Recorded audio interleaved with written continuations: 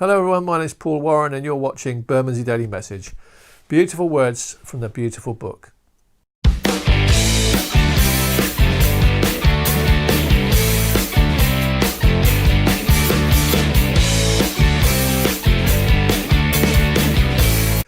Well, this is the 49th Bermondsey Daily Message and it's the 8th week of lockdown.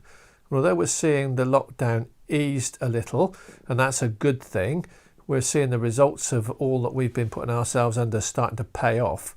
We're still restricted. We still can't do as much as we'd like to do. And if you're anything like me, you might be finding that that's starting to get you down a bit. You might be finding that you're feeling a case of the lockdown blues.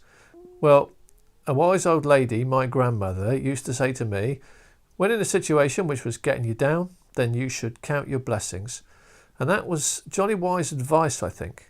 It's a good thing to take stock, to see the good things in a situation and to be thankful for those good things. But who are we going to be thankful to? Well, we should be thankful to God. We should be thankful to God for all the blessings that he showers upon us. I'm going to read to us in just a moment from Psalm 100. I'm going to read the whole psalm, and it's a psalm of giving thanks to God.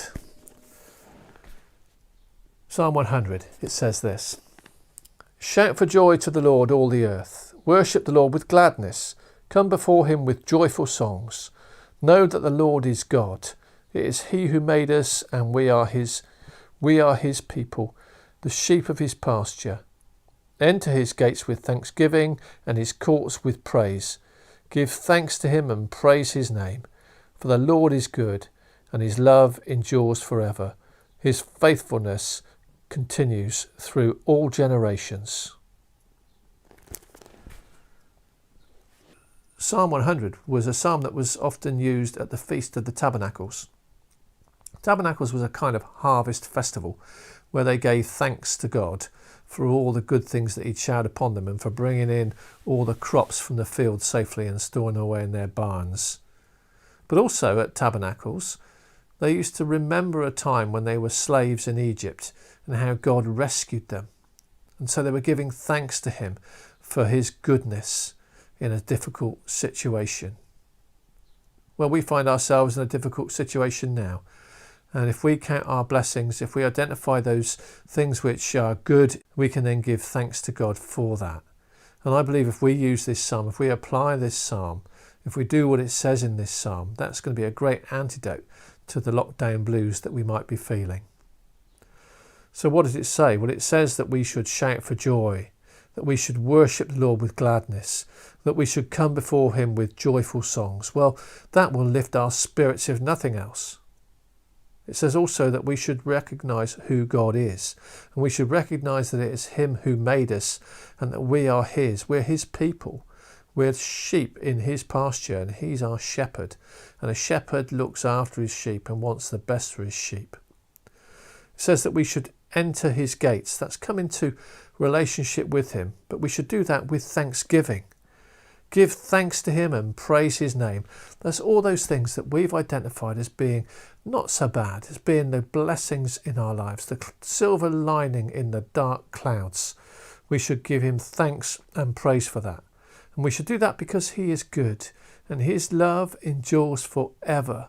And his faithfulness will continue and does continue throughout all generations. This is not just a psalm for the people of God at the time that it was written. It's a psalm for all time, a psalm for each and every one of us, a psalm for you and a psalm for me. Shout for joy. Sing with joyful hearts. Remember that he made us and we're his sheep. Enter his gates with thanksgiving and give him thanks and praise for all that he's done for us, because he is faithful and his love endures forever and ever. Let's give thanks and praise to him now by praying together. Father God, we do give you thanks and praise as we come before you now with grateful hearts for all the good things that you shower upon us. Help us to remember, Lord, that all these things come from you. And help us, Lord, to be thankful to you for all of them. Amen. You've been watching Bermondsey Daily Message. Beautiful words from the beautiful book. Do tune in again tomorrow for another message from somewhere else in Bermondsey. Goodbye.